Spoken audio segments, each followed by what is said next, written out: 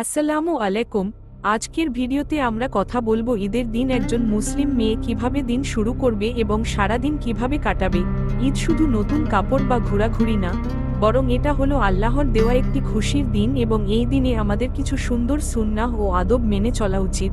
ঈদের দিন সকালে মেয়েরা চেষ্টা করবে ফজরের নামাজ সময়মতো পড়া, গোসল করা, ঈদের গোসল, পরিষ্কার ও সুন্দর পোশাক পরা, হালকা সুগন্ধি ব্যবহার করা বাড়ির মধ্যে।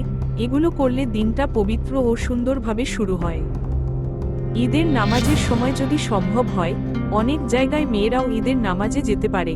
যদি বাইরে না যাওয়া হয়, তাহলে বাড়িতে তাকবীর পড়া, কুরআন তিলাওয়াত করা, আল্লাহর কাছে দোয়া করা, পরিবারের সাথে সময়। ঈদের দিন মেয়েদের জন্য সবচেয়ে সুন্দর কাজ হলো বাবা মা ও বড়দের সালাম করা, ছোটদের ভালোবাসা দেওয়া, পরিবারকে সাহায্য করা, রান্না বা খাবার পরিবেশনে অংশ নেওয়া। এতে ঈদের আনন্দ আরও বাড়ে। ঈদের দিনে চেষ্টা করা উচিত আত্মীয়দের সাথে দেখা করা, ফোন করে ঈদের শুভেচ্ছা দেওয়া, কারো সাথে মনোমালিন্য থাকলে ক্ষমা করে দেওয়া। এগুলো ইসলামী সম্পর্ক ভালো রাখার শিক্ষা দেয়। দান সদকা, ঈদের দিন গরিব মানুষদের কথা মনে রাখা খুব গুরুত্বপূর্ণ। গরিবদের খাবার দেওয়া, সদকা করা, এতিমদের সাহায্য করা, এগুলো করলে ঈদের খুশি সবাই ভাগ করে নিতে পারে।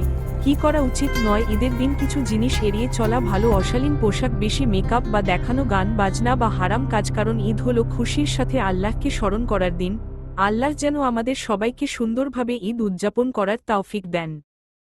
ভিডিওটি ভালো লাগলে লাইক দিন, চ্যানেলটি সাবস্ক্রাইব করুন আর নোটিফিকেশন বেল অন করে রাখুন। আল্লাহ হাফেজ।